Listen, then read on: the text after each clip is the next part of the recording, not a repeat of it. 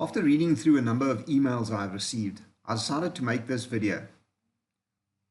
I get so much mail from women, especially women getting on in age. Women who are really worried about their families, especially their children and grandchildren. By far the most common question I get is, what has happened to all the men? One email specifically comes to mind, a very emotional mail that was sent to me by a 65-year-old lady in the Western Cape, and was the inspiration for me to make this video. I'm not going to mention her name, but I would like her to know that she is in my thoughts, and I hope that very soon she will witness what she wishes for every single night. Below is a small excerpt from her mail to me. This one sentence says it all, in my opinion. Now, the first bit, I'm going to read it as she wrote it to me. It's in Afrikaans, and then I will translate it for those that don't speak Afrikaans. She says, "Staan op, staan op, staan op, staan op." That's 3 times with exclamation marks after it. Asseblief manne, staan net op. Ons het julle nodig. Ons vertrou julle, ons kyk op na julle, ons bid vir julle, ons respekteer julle, ons verlang na julle lyding, want ons weet dat niemand in Suid-Afrika kan veg soos julle nie. Julle is ons helde. Now, for those that don't understand Afrikaans, the translation goes something like this. Stand up, stand up, stand up. Please, guys, just stand up. We need you. We rely on you. We look up to you. We pray for you. We respect you. We long for your leadership because we know that nobody in South Africa can fight like you. You are our heroes. Now, back to the subject. Where have all the South African men gone? As a child, I have to admit that I was an overprotected youngster and would never have considered myself to be a tough guy or even close to it. Physical violence was just something I just never had an interest in.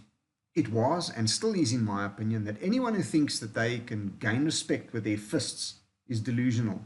Naturally, the boxing ring is an exception. That is where 2 men agree to test their boxing skills against each other to determine who is the most skilled. What I am talking about is the playground fights, the bar fights, adults fighting over nonsense. That kind of thing just creates fear in people, and anyone who confuses fear with respect is delusional, in my opinion. I went straight from school to the SADF, to the army, and there I learned that being the biggest and baddest guy in the bungalow was a very short-lived experience. There was always somebody in the camp who came along and wiped the floor with him. Sometimes these guys came in the form of pretty small packages, and some not so small. One thing they all had in common was the fact that nobody really respected them. They feared them. Most of them that I have known throughout my lifetime have never amounted to much because they tried to carry that attitude of instilling fear in others to their adult lives. Society quickly sorted them from the rest, and they generally ended up on the rubbish pile, so to speak. What I would like to talk about is what has happened, or how has the white male changed over the years to what they are today. When I was finishing matric and knew that in a couple of months I would be going to join the army to fight for everyone at home, this naturally brought out feelings of nervousness and fear of the unknown. However, once you have the uniform on and enter the world outside of the army camp, you automatically felt a sense of pride. Pride because you knew that generally the people at home appreciated the sacrifice you were making, and it showed in the way we were often treated by total strangers in the street. Although I was only 17 years old when I entered the army, we were treated with the utmost respect and appreciation by many people more than twice my age, and sometimes 3 times my age.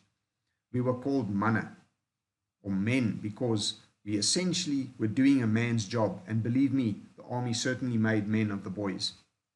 I came out of the army 2 years later with a sense of confidence and accomplishment that made me realize that we were in fact men. This was what it meant to be a contributing member of society, or what defined us as men. To have the courage to stand up for what is right and just for our fellow citizens. Many people today have the misguided idea that we fought to defend apartheid on the border. We were fighting to keep the curse of communism out of our country, and on the ground we were extremely effective at doing just that. Getting back to men, over the last 30 or 40 years, the white male has basically been castrated. Men are no longer men, at least not the men that that we knew 40 years ago. Sure, we see way more guys with huge pumped up bodies in the gyms and on the sports fields, but they are mostly a bunch of what is commonly known as snowflakes today. Now, I bet there are some reading this and saying to yourself, I bet you wouldn't say that to me face to face. I rest my case. These guys wear more product than women do most of the time and have these hairstyles that need a stylist to maintain or they look like a mop. They seem to think that shaving their legs and having their eyebrows threaded is manly. Yet going outside and getting your hands dirty is for the birds. I have found that the youth today is so super sensitive to the way they are spoken to. You can shout at them, you can swear at them, but please, whatever you do, don't tell an insolent kid to shut up. You might as well ask him to go without his cell phone for an hour. It is literally the end of the world for them. The youngsters of today have lost the ability to serve their fellow countrymen, to be respected, valued and appreciated by them for having the guts to stand up for them. Just take a look at the average 35-year-old male today. I'm talking about South African males in particular now. They are generally grossly overweight, in bad health, drink way too much, smoke way too much, and value nothing more than their braai and beer on the weekends. I might have mentioned this before, but I can't help laughing at the people I see on Saturdays at the local shopping centre when there's a big game, a rugby game on that afternoon. These guys, hardly ever older than 40, are grossly overweight, but they are dressed in their Springbok rugby jerseys that have to be about six sizes too big for them to get it around their massive stomachs.